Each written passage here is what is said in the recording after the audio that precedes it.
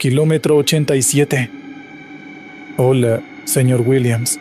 Mi nombre es Elena. Le llamo para contarle lo que nos pasó a mi hijo Leo y a mí en el desierto de Coahuila. A veces creo que seguimos allí, caminando en la oscuridad. Hace 2 años, empaqué nuestras vidas en un tsurú destartalado. Estaba huyendo de un hombre cuyo amor se había vuelto veneno, cuyos puños me habían enseñado un miedo que nunca creí posible. Mi hijo, Leo, de 6 años, era mi única razón para seguir. Leo es especial. No habla, no por un problema físico, sino porque se encerró en su propio mundo después de ver demasiadas cosas. Se comunica con dibujos. En sus cuadernos, dibuja soles cuando está feliz, monstruos con muchos dientes cuando tiene miedo. Nuestro destino era la casa de mi hermana en Chihuahua, un refugio, una promesa de empezar de cero. El viaje era largo y nuestros recursos mínimos. Conducía principalmente de noche para evitar el calor del desierto y para que Leo pudiera dormir. Nuestra pequeña rutina consistía en que yo conducía y él, en su silla en el asiento trasero, dibujaba a la luz de una pequeña lámpara de baterías.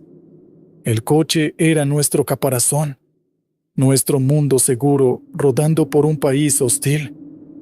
Estábamos cruzando la autopista 40D, el tramo que une Saltillo con Torreón.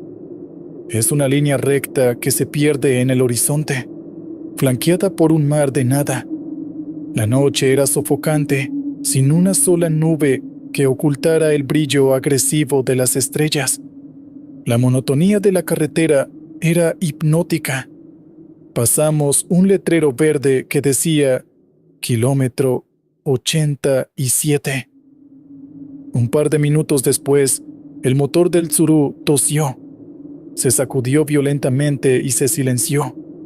Las luces se apagaron. Nos quedamos a la deriva en un océano de oscuridad y silencio. El pánico, frío y afilado, me atravesó. Intenté arrancar. Nada. El motor estaba muerto. Estábamos varados. No había señal en el celular. La carretera estaba completamente desierta. Pasó 1 hora, luego 2. El silencio del desierto no es vacío. Está lleno de pequeños crujidos, del silbido del viento. Cada sonido me hacía saltar. Leo no lloraba, pero sentía su miedo. Sacó su cuaderno y empezó a dibujar. Monstruos. Monstruos con faros de coche por ojos y ruedas en lugar de pies. Cuando ya había perdido casi toda esperanza, vi unas luces a lo lejos, en mi retrovisor. Se acercaban lentamente. Era una grúa. Sentí una ola de alivio tan intensa que casi lloro. La grúa, vieja y oxidada, se detuvo detrás de nosotros. Bajó un hombre mayor, de pocas palabras. Llevaba una gorra que le ensombrecía el rostro. Sin decir casi nada, examinó el motor, negó con la cabeza y enganchó nuestro coche. Suban. Fue todo lo que dijo. Me sentí a salvo. Habíamos encontrado ayuda. Nos llevaría al siguiente pueblo. Mientras la grúa nos remolcaba, me relajé por primera vez en horas. Leo, a mi lado, seguía dibujando, cada vez más rápido, con más furia. Después de unos 20 minutos, vi algo que me heló la piel. Un letrero verde, iluminado por los faros de la grúa. Kilómetro 87. Imposible, susurré. Debí haberme equivocado. Quizás era otro tramo. Pero la sensación de inquietud se instaló en mi estómago. El conductor no dijo nada. Su rostro seguía oculto en la sombra. 15 minutos después, otra vez, el mismo letrero. Kilómetro 87. Estábamos en un bucle. ¿A dónde nos lleva?, pregunté, mi voz temblando. El hombre no me miró. Solo levantó un dedo y señaló hacia adelante. Leo me tiró de la manga, con los ojos muy abiertos. Me mostró su cuaderno. Había dibujado nuestra grúa, y detrás de nuestro coche había enganchado otro coche, y otro, y otro, una cadena interminable de vehículos. Y dentro de cada coche había dibujado una figura con la cara en blanco. Al frente de toda la procesión, conduciendo nuestra grúa, había un hombre con la cara también en blanco. El terror me ahogó. Miré al conductor. Intenté ver su rostro, pero era como mirar un agujero en la noche. No había rasgos. Pasamos el kilómetro 87 una última vez, pero esta vez la escena era diferente. La grúa redujo la velocidad y se salió de la carretera, adentrándose en el desierto. A la luz de los faros vi docenas de coches de todas las épocas, cubiertos de polvo, con las ventanillas rotas, abandonados en medio de la nada. Un cementerio de vehículos, un cementerio de viajes interrumpidos. La grúa se detuvo. El conductor bajó, desenganchó nuestro coche y nos señaló. Luego, señaló el espacio vacío junto a otro coche oxidado. La invitación era clara. Este era nuestro lugar ahora. Este era el final del camino para los que se rinden, para los que se rompen en esta carretera. No pedía dinero, no era un hombre. Era el espíritu de ese tramo de carretera, un coleccionista de almas cansadas. Miré a Leo. Estaba temblando, pero sus ojos estaban fijos en mí, esperando mi decisión. Podíamos quedarnos. Podíamos aceptar la derrota, convertirnos en otra historia de fantasmas, en otro coche abandonado en el kilómetro 87. O podíamos luchar. Tomé una decisión. Agarré la única botella de agua que nos quedaba y la mochila de Leo. Lo tomé de la mano. Vamos a caminar, mi amor. Abrí la puerta del Tsuru y salimos. Dejamos todo atrás. El coche, nuestras pocas posesiones, la vida que conocíamos. El conductor de la grúa nos observó, inmóvil, una silueta oscura contra las luces. No intentó detenernos. Nos adentramos en la oscuridad del desierto, alejándonos de la carretera. No sé qué nos esperaba. No sé si sobrevivimos esa noche.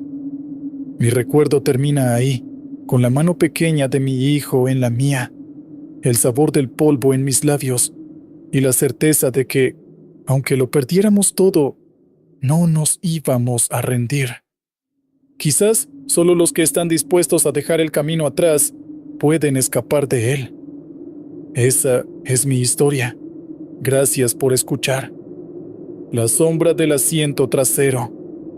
Buenas noches, señor Williams. Soy David. O era. No sé qué soy ahora. Les hablo porque tengo que contárselo a alguien. La policía no me cree. Mi esposa cree que estoy loco, pero yo sé lo que vi en el coche y sé que todavía está conmigo. Mi hijo, Nico, nació hace 8 meses. Todos esperaban que yo estuviera feliz y lo intentaba, pero la verdad, una verdad sucia que me quemaba por dentro, es que no estaba preparado. Odiaba mi nueva vida. Odiaba el llanto incesante que perforaba las paredes a las 3 de la mañana. Odiaba la fatiga que se me pegaba a los huesos. Odiaba ver a mi esposa, Marta, tan agotada y triste. Y me odiaba a mí mismo, por sentir todo eso. Empecé a quedarme hasta tarde en la oficina, que era el eufemismo para irme a un bar a beber solo, a robarle un par de horas a la vida que sentía que me habían quitado. ¿Dónde estabas, David?, me pregunta el detective. La sala de interrogatorios es pequeña, del color de la bilis. Trabajando, miento. La mentira sabe a ceniza en mi boca. Esa noche había bebido más de la cuenta. Conducía a casa por el anillo periférico. Eran más de la 1 de la mañana. La lluvia empezaba a caer, convirtiendo las luces de la ciudad en manchas de neón borrosas.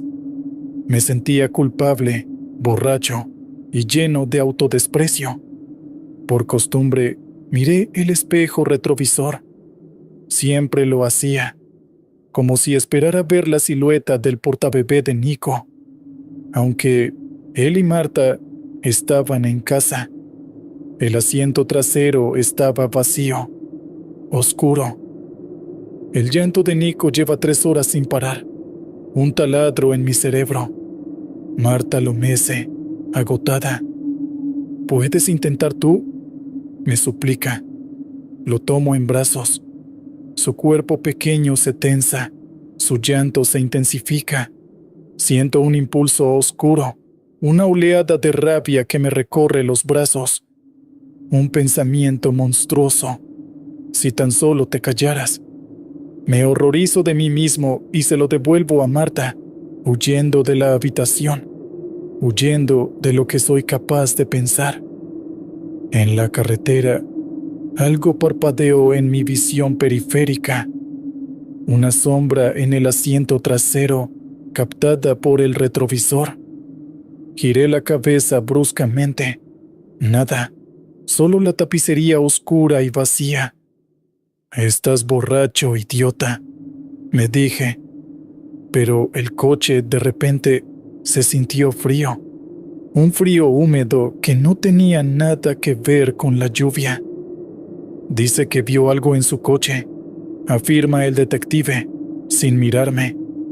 Revisa unas fotos del Tsuru destrozado. Estaba solo, señor Rojas. No había nadie más. Escuché un ruido, un sonido suave, gutural, un gorgoteo. El mismo sonido que hacía Nico justo antes de quedarse dormido. Venía del asiento de atrás. El vello de mi nuca se erizó. Aferré el volante con tanta fuerza que mis dedos dolieron. Mi cerebro intentaba racionalizarlo. Un ruido del motor, el viento, mi imaginación. Pero yo sabía lo que había oído. Estoy en el bar. La tercera cerveza. Miro el teléfono. Una foto de Marta y Nico. Ella sonríe, pero sus ojos están cansados. Siento una punzada de culpa, seguida inmediatamente por una ola de resentimiento. ¿Por qué mi vida tiene que ser esto? Apago el teléfono. Pido otra cerveza. Volví a mirar el espejo retrovisor. No podía evitarlo. Y esta vez no era una sombra fugaz. Había algo ahí, sentado justo en el medio del asiento trasero, donde normalmente estaría la silla de Nico. Era una mancha de oscuridad más densa que las sombras que la rodeaban. Tenía la forma aproximada de un bebé, pero sin contornos definidos, como humo negro. No tenía rostro, solo 2 puntos pálidos y húmedos que brillaban débilmente. Ojos. El aire se me congeló en los pulmones. No podía ser real. Tenía que ser el alcohol, el cansancio, la culpa. Pero esa cosa se movió. Levantó un apéndice oscuro, una pequeña mano de sombra, y me saludó. Un gesto infantil, torpe. El mismo gesto que Nico había aprendido a hacer esa misma semana. El terror absoluto rompió mi parálisis. Grité. Un alarido primitivo, sin aire. Di un volantazo. El mundo se convirtió en un torbellino de metal chirriante, cristales rotos y el impacto brutal contra el muro de contención. Luego, oscuridad. Entonces perdió el control del vehículo, dice el detective. Es una afirmación, no una pregunta. Me mira por primera vez. Sus ojos son fríos, evaluadores. No lo perdí, susurro. Me estaba saludando. Desperté en una ambulancia, con un dolor punzante en la cabeza. Lo primero que pregunté fue por el bebé. Los paramédicos me miraron extrañados. ¿Qué bebé? Estaba solo. Ahora estoy aquí. Marta vino a verme. Lloraba. Me preguntó si había vuelto a beber. Dijo que necesitaba ayuda. No me cree. Nadie me cree. Pero yo sé que no lo imaginé. Porque esa cosa, esa sombra que nació de mi resentimiento y mi culpa, ya no está en el asiento trasero. El detective cierra su carpeta y se levanta. Puede irse, señor Rojas, por ahora. Me quedo solo en la sala. El silencio es total. Pero entonces siento un frío repentino en el aire a mi lado y justo junto a mi oído, tan cerca que siento una humedad helada. Escucho un suave gorgoteo. Se ha pegado a mí. Es mi pasajero ahora, y creo que lo será para siempre. Kilómetro 142 en la niebla. Buenas noches, señor Williams. Me llamo Esteban y soy operador de tráiler refrigerado. Llevo 20 años subiendo y bajando por la México 57, entre Querétaro y San Luis Potosí. Conozco el peso del viento en los espejos cuando la madrugada se quiebra y la niebla baja como lana mojada. Lo que voy a contar pasó hace 2 inviernos, a las 3:20 de la mañana, cerca del kilómetro 142, en una recta que siempre olía a hierba helada y diésel viejo. Esa noche salí de San Juan del Río, con la cabeza prendida en un asunto que me había secado por dentro. Mi hija cumplía 12 en una semana, y yo aún no había resuelto cómo decirle que no llegaría a su festival de guitarra. Su madre, con la que no hablo sin que nos tiemblen las voces, me había escrito un mensaje cortísimo. No vengas si vas a llegar tarde. Lo leí en la última gasolinera, mientras un perro vagabundo rondaba las llantas y el despachador hablaba de un choque más adelante. No podía detener la ruta. La empresa me había advertido que no habría más retrasos. Y yo necesitaba ese viaje para no atrasarme con la pensión. A partir del kilómetro 130, la autopista se fue vaciando. El carril derecho estaba con baches que parecían bocas abiertas. Corría una brisa fría que se colaba por las rendijas del tablero.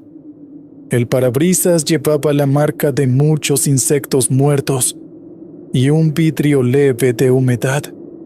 En el estómago sentía la escarcha del café viejo y en la nuca un latido, como si tuviera ahí una segunda boca masticando mi culpa. Siempre que manejo con sueño, aparece la misma pregunta: ¿por qué no elegí un trabajo que me permitiera estar los jueves en los auditorios escolares? En el espejo lateral, el remolque brillaba con su pintura blanca y las calcomanías azules que el viento hacía vibrar.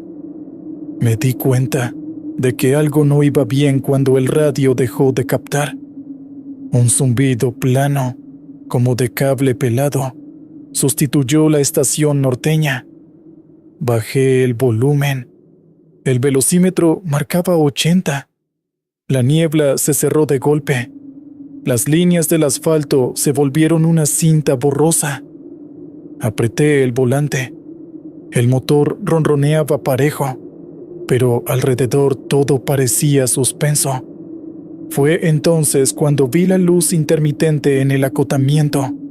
2 destellos anaranjados, fijos y bajos, como de bicicleta. No hay bicicletas de madrugada ahí, pensé. Frené un poco, sin clavar. A la derecha apareció la sombra de una persona parada de espaldas, pegada a la línea blanca. No levantó la mano, no se movió, no era grande.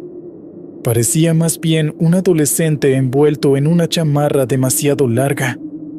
Un viento helado se metió por la rejilla, la del aire, y me llenó la boca de un sabor parecido al metal. Encendí las intermitentes y bajé a 70. Nadie detrás, nadie adelante. La sombra no giró. La pasé con 2 metros de distancia. Sentí la necesidad de mirar al espejo. Lo que vi me puso un cuchillo en el pecho. La sombra no estaba sola. Unos pasos atrás, a la altura de las llantas del remolque, avanzaba otra figura pequeña, encorvada, que arrastraba algo con esfuerzo. En el arrastre sonó un roce largo, como si se rascara el asfalto con vidrio. Me temblaron los dedos. No toqué el claxon. Las luces anaranjadas del acotamiento titilaron y se apagaron. Me mordí el labio. Hay cosas que uno aprende a no mirar 2 veces. Pensé en mi hija con su guitarra, en sus uñas cortas, en la lengua que asoma un poquito cuando busca una nota. Recordé la última vez que sí llegué a tiempo, cuando me tocó verla subir al escenario con una faldita que no le gustaba. Me pidió que no aplaudiera tan fuerte. Ese recuerdo me sostuvo la cabeza un tramo más. Kilómetro 141. Kilómetro 142. La niebla se hizo leche espesa. Bajan esos bancos desde los cerros y se comen la autopista. De pronto el tablero marcó una luz que no había visto parpadear así. Un testigo de puertas. Juraría que estaba bien cerrado. Fue un solo destello. Solté una maldición y miré hacia el seguro de la puerta derecha. Fue entonces que algo crujió despacio en la cabina, detrás de mí, en la cama pequeña. Un crujido de tela húmeda exprimiéndose. El olor cambió. Ya no era diésel ni café frío. Era el olor exacto de un suéter de niña, guardado muchos días sin secar. Olor a lana y polvo. Y una nota leve, calentita, a champú de manzanilla. No quise voltear. Sentí el aire moverse, como si alguien se acomodara. No hubo voz, solo un roce suave, como si se hubiera pasado una mano por la cortina para dejar un pliegue. Subí el volumen del motor con una reducción. La palanca vibró. La niebla soltó un chorro de agua contra el parabrisas. Encendí el desempañador. Los dedos me sudaban dentro de los guantes. En el siguiente puente de rebase, vi, a través de la bruma, un triángulo reflejante en el acotamiento y, unos metros más allá, un bulto oscuro. Reduje a 60 y prendí las calaveras. No vi luces rojas de ningún carro accidentado. Solo el triángulo, perfectamente colocado, y el bulto al que el viento, sin viento, inflaba apenas. Se me encogió el estómago. Pensé en detenerme. Pensé en llamar a la Guardia Nacional. Pensé en mi hija y en el mensaje de su madre. Sostuve el volante como si agarrara la mano de alguien. Pasé junto al triángulo. El bulto no era un cuerpo. Era un abrigo infantil, tirado en el carril de emergencia, con las mangas extendidas hacia la autopista, como pidiendo un jalón. No frené. No sé si aplaudan mi decisión o me la reprochen. Vi por el espejo cómo el abrigo se pegaba al suelo otra vez. En la cama detrás, el crujido volvió, más leve, y luego todo quedó en un silencio tan profundo que pude escuchar cada clic de la luz de direccionales. El olor a champú de manzanilla se hizo más nítido cuando, sin yo tocar la perilla, el aire del desempañador bajó 1 grado. El vidrio se despejó lo suficiente para que la línea blanca me guiara. Llegando al entronque de Santa María del Río, la niebla aflojó. Las luces de un tráiler que venía en sentido contrario me reventaron los ojos 1 segundo. En ese parpadeo, en el espejo del copiloto, vi un reflejo que no pudo haberse dado con esa geometría.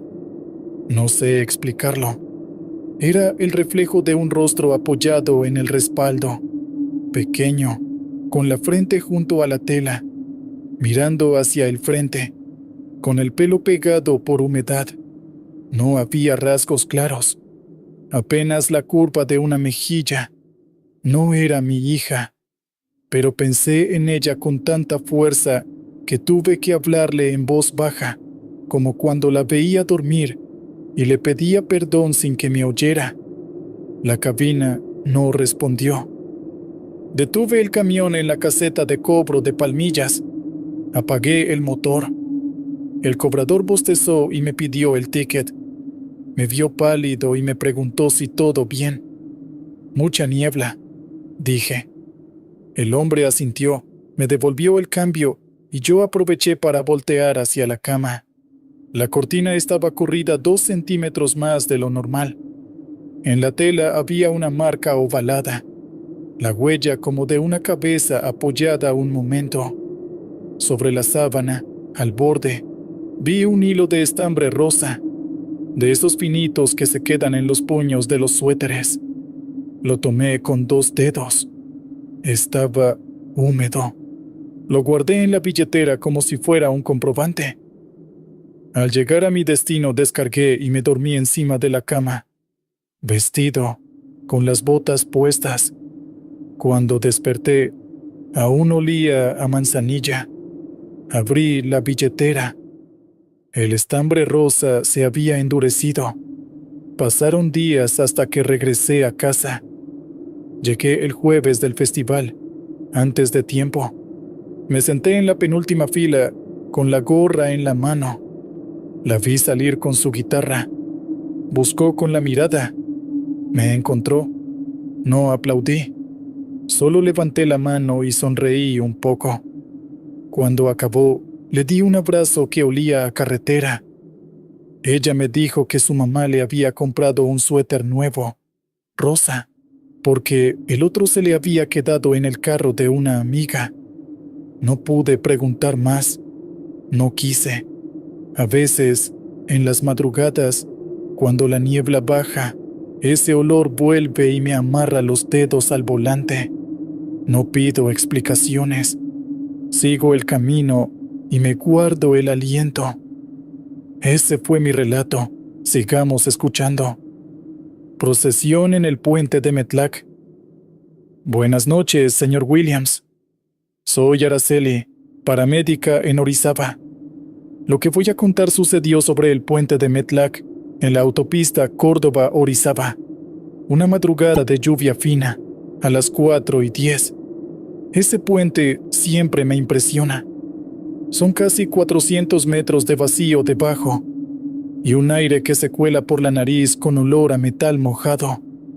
Esa noche íbamos mi compañero Mateo y yo en la ambulancia 07, camino a un reporte de motociclista caído en el kilómetro 296. Llevaba en el pecho el cansancio acumulado de semanas. Desde que mi hijo nació con un soplo en el corazón, cada sirena me suena igual, como si fuese su respiración bajo un techo, a punto de venirse abajo. Me juré no volver a cruzar ese puente con la cabeza llena. No pude. La base nos pasó el reporte con mal audio. Hubo interferencias que parecían voces cortadas, pero eran solo chasquidos de radio. La lluvia marcaba un ritmo menudito en el toldo. Dentro de la ambulancia, el olor a gasas y cloro se mezclaba con el café que Mateo no acabó. Los limpiaparabrisas dibujaban arcos perezosos. En el ascenso hacia el puente, noté algo raro. Los faroles de la autopista, que siempre parpadean en secuencia, aquella noche estaban muertos. Un apagón cuadraba la oscuridad, dejando solo nuestras luces como un túnel que abríamos a empujones. Recuerdo que Mateo me habló de algo sin importancia, de una pelea con su hermano por herencias. Yo asentía y miraba mis manos, blandas dentro de los guantes. En eso, el motor de la ambulancia bajó medio tono. No se detuvo, no falló. Solo bajó como si entráramos a un cuarto más denso. Frente a nosotros, la línea blanca brilló un instante y después se apagó. Y vimos la procesión. No fueron peregrinos con velas ni penitentes con capas. No eran sombras abstractas. Eran siluetas de personas caminando en fila por el carril de emergencia, justo a la altura de la barandilla del puente. Ninguna llevaba luz. Ninguna levantó la vista. Todas parecían pasar a través de un hilo de agua invisible, con los hombros humedecidos del mismo lado, como si vinieran de una lluvia que nosotros no recibíamos. No puedo asegurar cuántas eran. 10, 15, quizá más. Lo más perturbador fue el silencio, ni el ruido de las suelas. Nada, solo el sonido insistente de los limpiaparabrisas y la respiración de Mateo acelerando hasta romper el ritmo. Reduce la velocidad. No podía clavar el freno en pleno puente. Encendí intermitentes. La fila siguió igual, a nuestro lado, como si no les importáramos. Me vino a la mente la imagen de mi hijo en terapia, con los cables en el pecho y los pies tibios. Pensé en su primer llanto, que yo confundí con una alarma. Apreté el volante hasta que me dolieron las falanges. Mateo dijo mi nombre sin terminar. Y se quedó allí, con la boca entreabierta, como si masticara algo que no podía tragarse. Las siluetas, una a una, llevaban las manos cruzadas al frente, como se hace cuando el frío se trepa por dentro. Algunos tenían la cabeza descubierta, otros como con capuchas pegadas. El último de la fila cargaba una especie de bulto envuelto.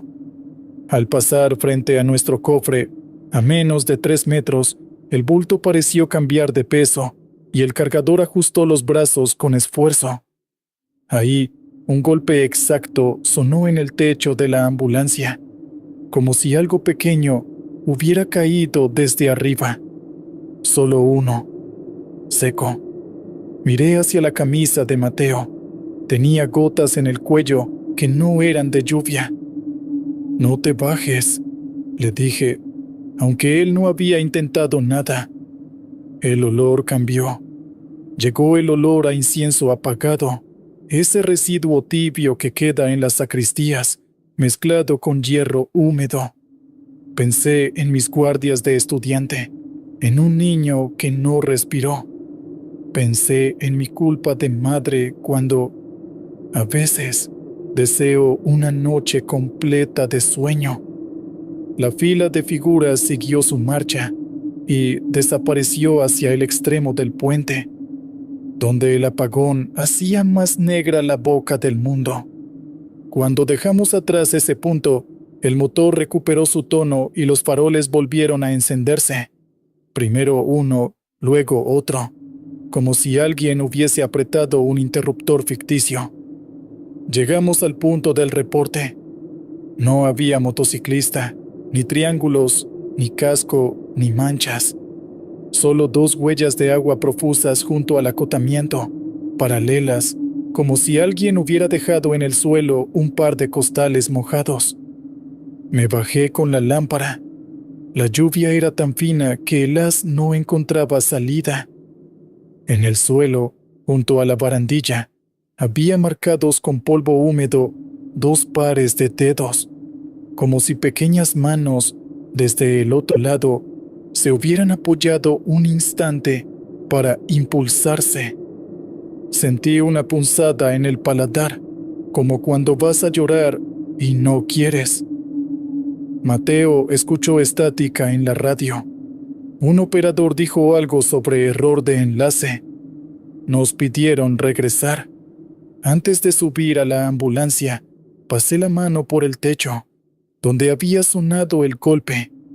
Toqué un objeto pequeño, frío, adherido por la humedad. Lo arranqué. Era una medalla de San Miguel, oxidada por la mitad, con una cuerda rota. No pesaba nada. La guardé en la bolsa del uniforme. No quise hablar de eso. En la base, nos tomaron el reporte como una falsa alarma. Esa noche, antes de irme a dormir, acerqué la medalla y la natalla a la lámpara de mi hijo, que dormía con el pecho subiendo apenas, lleno de tubitos transparentes. La medalla olía a puente. No dije nada. La dejé junto a su vaso con agua. A veces, desde entonces, cuando cruzo Metlac, ocurren pequeñas cosas. Los faros se opacan por un instante, o un olor a incienso apagado me alcanza en una recta donde no hay iglesia a 30 kilómetros. Ya no intento explicarlo. Cada quien carga su procesión, y la mía camina a mi lado en silencio cuando yo no puedo con el ruido de mi cabeza. Y ahora continuamos con otro testimonio. La curva y las cunetas vacías. Buenas noches, señor Williams. Me llamo Orlando y manejo una guagua de pasajeros en la autopista Duarte, República Dominicana. La ruta mía es un vaivén entre el kilómetro 9 de la capital y Bonao, con paradas que ya se sienten como familia. El peaje, Villa Altagracia, Piedra Blanca. Si cierro los ojos puedo oler cada tramo. Hay lugares que huelen a fruta madura y gasolina, y otros a tierra caliente que la lluvia despierta con brusquedad. Mi conflicto, si se puede decir así, no empezó en la carretera sino en mi casa. Mi hijo mayor, Elian, no habla. Los médicos le pusieron un nombre al asunto. En mi casa solo decimos que Elian mira el mundo desde otro ángulo. No siempre sé llegar a él. Esa necesidad de entenderlo fue, quizás, lo que me dejó ver lo que cuento hoy. Era de noche, casi las 2, y regresaba vacío de un viaje extra. Lloviznaba. En la guantera traía el dibujo que Elian me había hecho esa tarde. Una carretera con cunetas profundas a los lados y una curva que no existe en la Duarte. ¿Dónde es eso?, le pregunté. Él solo empujó el papel hacia mí y me sostuvo la mirada, fija, como si me entregara un mapa que yo debía aprender a leer. A la altura del kilómetro 53, después de una recta larga, hay una curva floja que no asusta a nadie. Esa noche, sin embargo, la curva parecía empinarse de un modo distinto, como si alguien la hubiese tomado con los dedos y girado medio centímetro para ponerla en otra posición. Las cunetas a los lados estaban secas, a pesar de la llovizna. Ese detalle me tocó la mente en un punto raro. ¿Cómo unas cunetas pueden estar vacías cuando todo lo demás brilla por agua? Bajé la velocidad. La carretera tenía un tono gris que no había visto. El parabrisas traía gotas que no corrían. Se quedaban ahí, delgadas, como si los segundos se hubiesen estirado. La caja de cambios vibró. El motor se sintió más pesado. Me entró el olor a guayabas pisadas y tierra removida. Ese olor que se levanta cuando un camión carga ripio. Y entonces vi los reflectores de plástico que marcan el borde de la vía. 3 reflectores seguidos estaban apagados. Entre el segundo y el tercero, sobre la hierba corta, había una silla de plástico blanca, de esas de colmado. Vacía, perfecta. No debería haber sillas en esa curva. Pensé en una broma. Pensé en un colmadero descuidado. No me detuve. Cuando pasé junto a la silla, sentí... No me pregunten cómo que algo acababa de levantarse de ahí justo un segundo antes. El aire que dejó aquello me pegó en el cuello, frío y redondo. En el retrovisor vi apenas el borde de la silla inclinarse, como si un peso ligero hubiera hecho amago de sentarse de nuevo. Seguí. Había un silencio sometido, como de casa apagada. Mis propias manos en el volante no parecían mías. Pensé en Elian sentado en el piso del cuarto, meciendo un carrito, dejándolo ir y volviéndolo a traer sin cansarse. Ese vaivén es su modo de hablar conmigo. Yo me acerco, él se aleja, él se acerca, yo me alejo. Aprendí a respirar en ese ritmo. Al salir de la curva, la guagua se sacudió con un golpe que no venía de ningún bache. Sonó hueco desde abajo, como si algo hubiera golpeado la carrocería con los nudillos. Me detuve en el borde, a 2 metros del pavimento. Abrí la puerta. Lloviznaba todavía. El olor cambió a fierro mojado. Bajé con la linterna. Revisé llantas, bajos, guardafangos. Nada. Regresé al puesto. La silla no estaba ya. No escuché pasos, no vi sombras correr. Solo la cinta negra de la autopista respirando despacio. En ese instante, en el asiento de atrás, sonó un chirrido leve, como cuando uno tira de la cuerda de un juguete. Un sonido corto, tenso, que se enrolla y se suelta. Me paralicé. Giré despacio. En el asiento había una marca de agua, la forma de un cuerpo sentado con las manos apoyadas en las rodillas. No vi a nadie. No hay forma bonita de decirlo. La marca se estaba secando frente a mí, retirándose hacia un punto donde no había nada. La guagua se llenó del olor a colonia barata que usan los barberos de barrio, un olor dulce y plano. De la guantera cayó el dibujo de Elian, y cuando lo recogí, noté que en el margen inferior alguien había trazado, con los dedos mojados, una línea curva que no estaba antes, una línea que se abría hacia el borde, como indicando salida. No supe por qué, pero arranqué de nuevo con un impulso limpio, y en vez de seguir hacia la capital, tomé el retorno más cercano. Hice el círculo completo y regresé a la curva. Al entrar otra vez, las cunetas seguían vacías. En la hierba, donde había visto la silla, ahora había marcas de zapato apenas definidas que se perdían hacia un punto imposible, justo donde la cuneta debería tragar el agua. Frené. Apagué la guagua. El silencio se volvió denso, como si el sonido también se hubiese ido por esas cunetas secas. Sentí, con una claridad que todavía me duele, que alguien estaba sentado a mi lado sin tocarme. Si quieres que pare aquí, paro, dije en voz baja, sin saber a quién. No hubo respuesta. solo el rumor de un camión en la lejanía. Entonces, la guagua se movió apenas 1 milímetro, con el impulso de un peso que se levanta. El aire volvió a su temperatura normal. La llovizna, como si alguien soltara una cuerda, empezó a llenar las cunetas. Me quedé mirando cómo el agua ocupaba su lugar. Llegué a casa de madrugada. Elian dormía con los dedos alrededor de un carrito sin ruedas.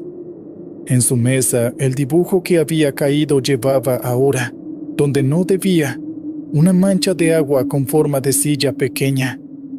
Nadie en mi casa pudo haber hecho eso. No dije nada. Solo me senté en el suelo a su lado, y por primera vez en mucho tiempo dejé que él me mostrara su vaivén, sin intentar corregirlo. A partir de esa noche, cuando cruzo el kilómetro 53, disminuyo. Miro las cunetas y entiendo un poco mejor que hay ritmos que no necesitan palabras, que hay presencias que se levantan para dejarnos pasar. Ese fue mi relato. Sigamos con el siguiente. Peaje cerrado a las 3:17. Buenas noches, señor Williams. Soy Miriam, profesora de secundaria. Conduzco de noche porque doy clases en la tarde y vuelvo cruzando la autopista Siglo XXI en Michoacán, cuyas curvas parecen pensamientos que no quieres tener. El peaje de Santa Casilda es mi marcador mental. Cuando lo veo, sé que ya voy llegando. Lo que me pasó una madrugada de verano cambió la forma en que miro la barrera cuando baja. Yo estaba en un punto difícil con mi hija adolescente.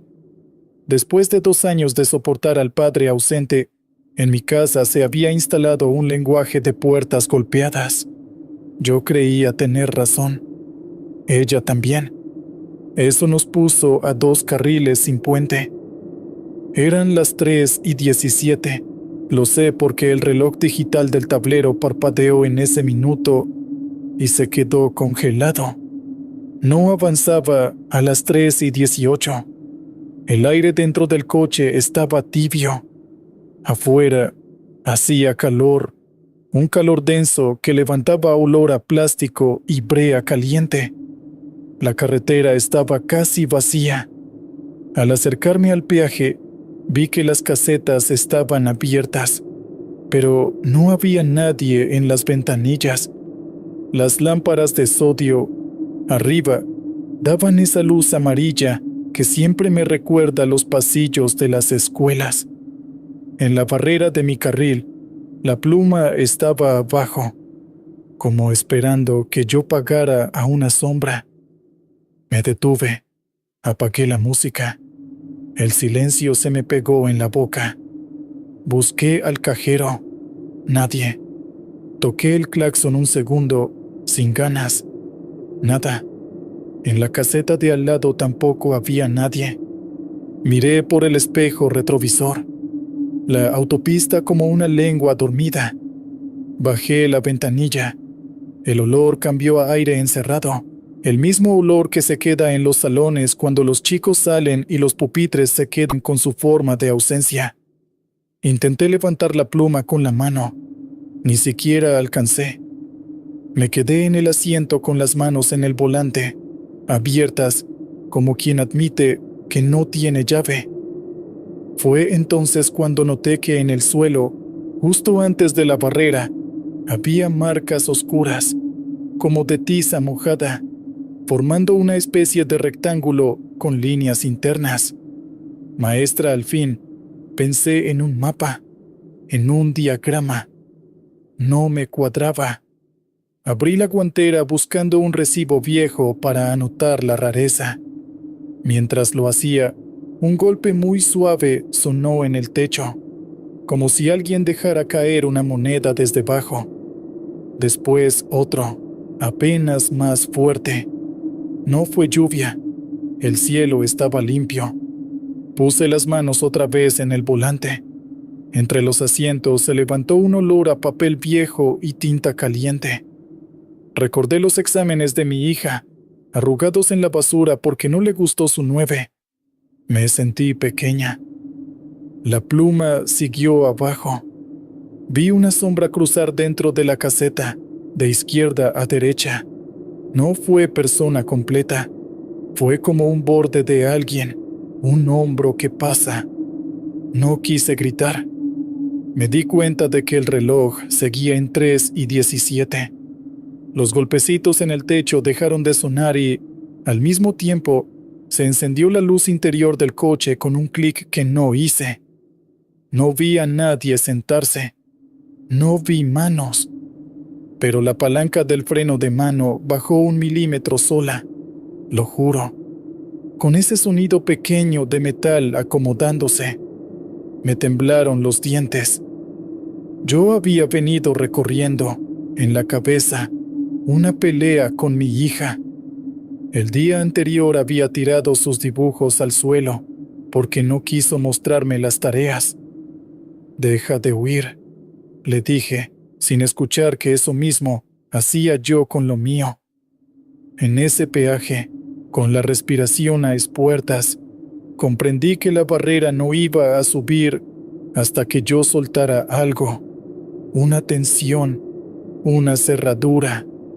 No soy mística, soy de tiza y de planeaciones, pero lo supe con la certeza con la que supe que mi hija dijo su primera mentira. Sentí el asiento del copiloto hundirse apenas, como cuando se acomoda un peso que lleva rato de pie. No era mi hija, no era nadie que yo conociera, era una presencia que nunca dijo una palabra. Y fue ahí, con la luz del interior lamiendo mis manos abiertas, que entendí una cosa simple. No podía volver con la pluma adentro.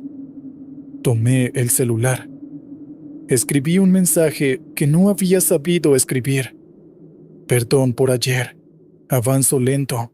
Ayúdame con eso, por favor». Lo envié. Justo cuando apreté enviar, la luz interior del coche se apagó sola y el reloj cambió a 3:18. La pluma subió como si me estuviera dando paso a un salón vacío. Pasé despacio. En el retrovisor vi por un segundo una figura apoyada en el mostrador de la caseta, con la cabeza inclinada, las manos cruzadas. Era una postura que me recordó a mi propia hija, cuando se frustra y se rinde 5 minutos antes de entender. No me detuve. Crucé. Llegué a casa con los ojos calientes. Mi hija dormía con un pie fuera de la cobija. En la mesa de la sala, sobre un cuaderno, había un dibujo de una pluma de peaje y una silueta sentada detrás. El trazo era rápido, sin sombras. En una esquina, con lápiz, se leía: «A veces solo hay que levantar algo». No pregunté si lo hizo antes o después de mi mensaje. No hice cuentas con la hora congelada. Guardé el dibujo entre mis libros de texto. Cada vez que cruzo Santa Casilda a las 3 y tantos, despacio, saludo con la cabeza y, aunque no haya nadie, agradezco que me dejaran pasar. Ese fue mi relato.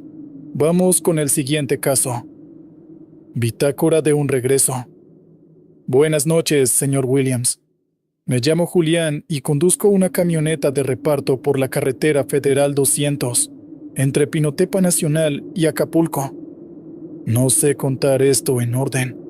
Lo escribo como lo fui recordando, a golpes, como si cada kilómetro me devolviera una foto mojada. Hay un punto en esta ruta, cerca del río Nexpa, donde el calor huele a pan tostado y a caucho. Y a veces sube desde la selva un aliento húmedo que hace pensar en pulmones grandes y cansados. Yo iba ahí hace un año, con un encargo tonto, tarimas de refrescos. Mi conflicto no era grande, o eso decía yo. Mi hermano menor había muerto en esta carretera y yo me negaba a admitir que estaba enojado con él por haberme dejado con mi madre y con la niña de la que yo hago de padre. Ese enojo sordo es una piedra que no se ve, pero hunde. Fragmento 1, 22:40. Llovizna. Kilómetro aproximado 116. Un ruido de taquímetro me acompañaba desde el peaje de Markelia. La radio tocaba un bolero sin voz, como si se hubieran tragado al cantante. En el costado derecho de la carretera vi una cruz blanca con flores de plástico pegadas por el calor. Había cientos de cruces así en ese tramo. No miré más. El olor a mar venía y se iba. Apreté los labios. Fragmento 2, 22:48. Un camión de ganado me rebasó con prisa. Los animales no hicieron ruido, solo vi ojos brillando. A los 5 minutos, el camino se quedó sin luces, como si una nube hubiera apagado el mundo. Bajé a 70. El volante vibró. En la curva antes del puente sobre el Nexpa, apareció lo que al principio pensé que era humo, pero era agua finísima suspendida a 1 metro del suelo, avanzando con nosotros como una pared. Me escocieron los ojos. Fragmento 3, 22:52. Sonó en la caja de la camioneta un golpecito, como de botella que se reclina. Después, un segundo golpe, ya más cerca de la cabina. Me llegó un olor a ropa dejada en la playa, esa mezcla de sal y tela húmeda. Quizá por eso pensé en mi hermano. En el día en que me dijo, riéndose, que era mejor morir donde uno supo ser feliz. Me dio rabia. Subí el volumen de la radio, pero el bolero seguía sin voz. Fragmento 4. No hora. En el asiento del copiloto apareció una marca, como si alguien se hubiera sentado con traje mojado. La tela se oscureció con una figura nítida. No vi a nadie entrar. No escuché puertas. Quise hablar en voz alta, pero me salió aire. La marca estaba con las manos en el regazo, en una postura que yo conocía. Mi hermano se sentaba así cuando me escuchaba, sin entenderme. El olor a playa subió como una ola. Fragmento 5, 22:57. Pasé las manos por el volante con la voluntad de no mirar al costado. Mis ojos fueron solos. A la derecha, en la orilla, caminaba una figura que llevaba en la espalda una hielera azul. No levantó la mano, no pidió nada.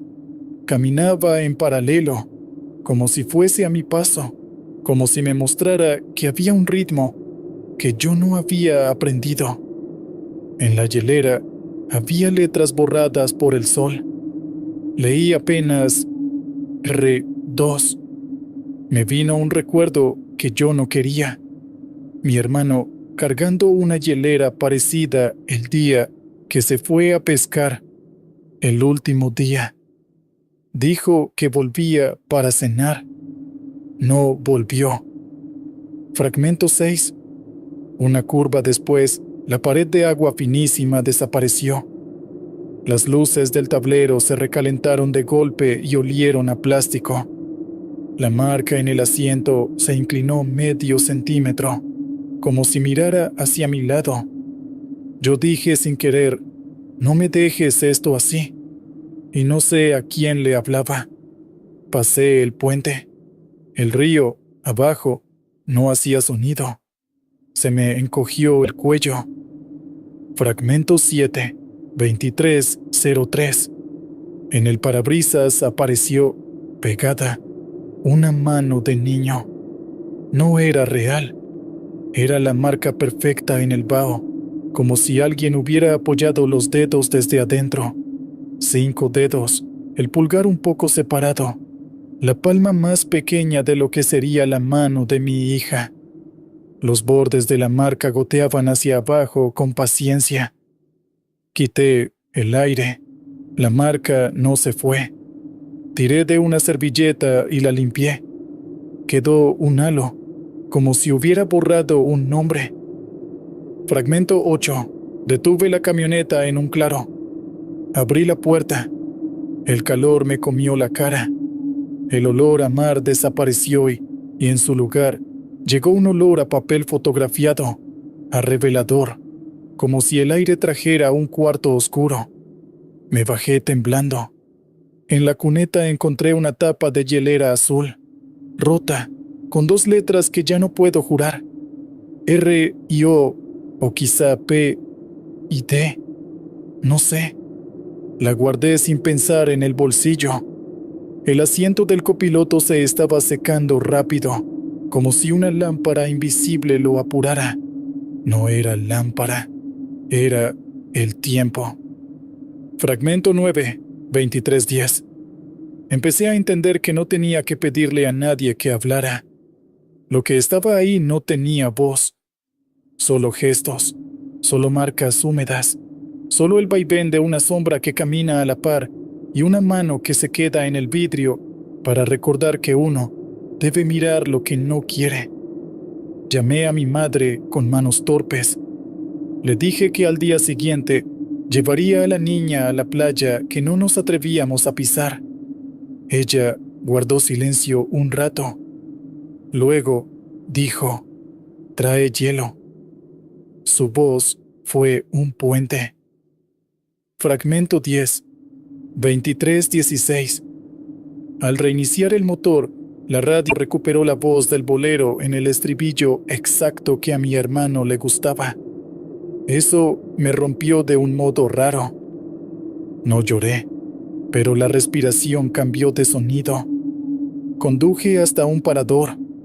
Compré hielo sin mirar al cajero.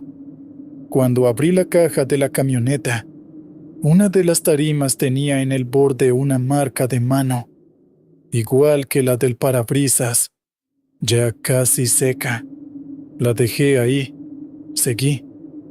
No me pregunten por qué guardé la tapa azul ni por qué, desde esa noche, cuando paso por el Nexpa, bajo un poco la velocidad y miro el río como si fuera una foto que aún se está revelando. En mi casa, la niña durmió con una calma que hacía mucho no veía. Al día siguiente la llevé a la playa con mi madre. No hubo ceremonia. Solo nos sentamos a mirar el agua.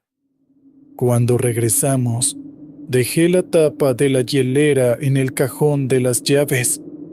De vez en cuando lo abro, el cajón huele a sal. No creo que sea memoria.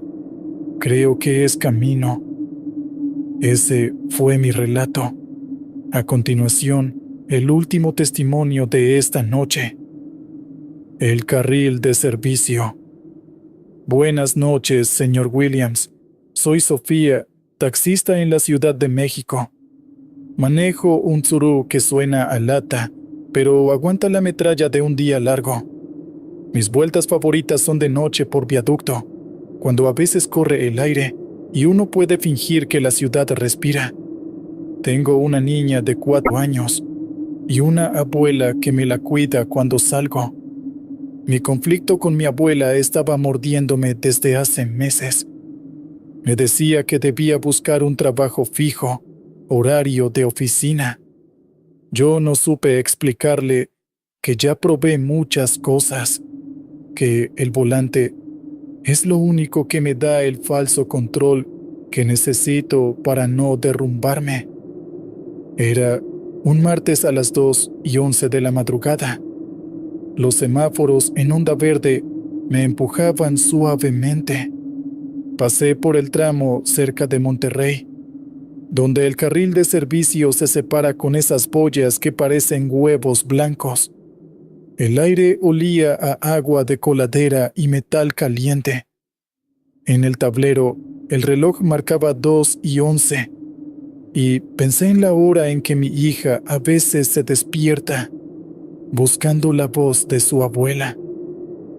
A esa altura, vi un coche detenido en el carril de servicio con las intermitentes. No me acerqué. Aprendí a no hacerlo. Pero al cruzar junto a él, vi algo que me dio un golpe seco en la nuca. En el parabrisas empañado, del lado del copiloto, había dibujada una carita simple, 2 ojos y una boca firme, como de niño que no quiere dormir. No sé por qué eso me hizo apretar el volante. Seguí.